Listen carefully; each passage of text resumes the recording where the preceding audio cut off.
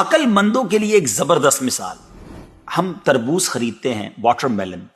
مثال کے طور پہ 5 کلو کا ایک تربوز ہم نے خریدا، اور جب اسے کھانے لگتے ہیں تو پہلے اس کا چھلکا اتارتے ہیں نا. 5 کلو میں سے کم از کم 1 کلو کا تو چھلکا نکل جاتا ہوگا، یعنی آلموسٹ 20%، 20% تو کم ہو جاتا ہے. مگر کیا کبھی ہمیں افسوس ہوتا ہے اس کا؟ کیا ہم سوچتے ہیں کہ ہم نے تو تربوز چھلکے کے ساتھ خریدا، چلو آج چھلکے کے ساتھ ہی کھا لیتے ہیں؟ ایسا نہیں کرتے نا. اچھا، ہم چکن بھی تو خریدتے ہیں، زندہ ثابت، اسی کو تولتے ہیں، تلواتے ہیں، پیسے دیتے ہیں، مگر جب کھانے کی باری آتی ہے، پکانے کی باری آتی ہے، تو اس کے بال، اس کی خال، اس کی آلائشیں نکل جاتی ہیں، تو ویٹ تو کم ہو جاتا ہے. مگر کبھی اس پر دکھ ہوتا ہے؟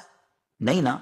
تو پھر 40,000 میں سے 1,000 دینے پر، 1,00,000 میں سے صرف 2,500 دینے پر ہمیں کیوں بہت تکلیف ہوتی ہے؟ حالانکہ یہ صرف 2.5% تو بنتا ہے، یعنی 100 روپے میں سے صرف 2.5 روپے. یہ تربوز، کیلے، آم اور مالٹے کے چھلکے اور گٹلی سے تو بہت کم ہے نا. اسی تو زکوٰۃ فرمایا گیا. ہاں، ایک اور بات، سال میں ایک ہی بار دینا ہوتا ہے. مالٹے کا، تربوز کا تو ہر بار چھلکا اتارنا ہوتا ہے نا.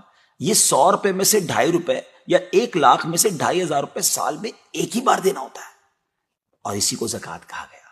کیا برکت والا کام ہے یہ. مال بھی پاک، ایمان بھی پاک، دل اور جسم بھی پاک، اور معاشرہ بھی خوشحال. اتنی معمولی رقم، یعنی 40 روپے میں سے صرف 1 روپے، اور فائدے کتنے زیادہ، اجر کتنا زیادہ، برکت کتنی زیادہ. تو اب اپنی زکوٰۃ ہم نے پوری دینی ہے.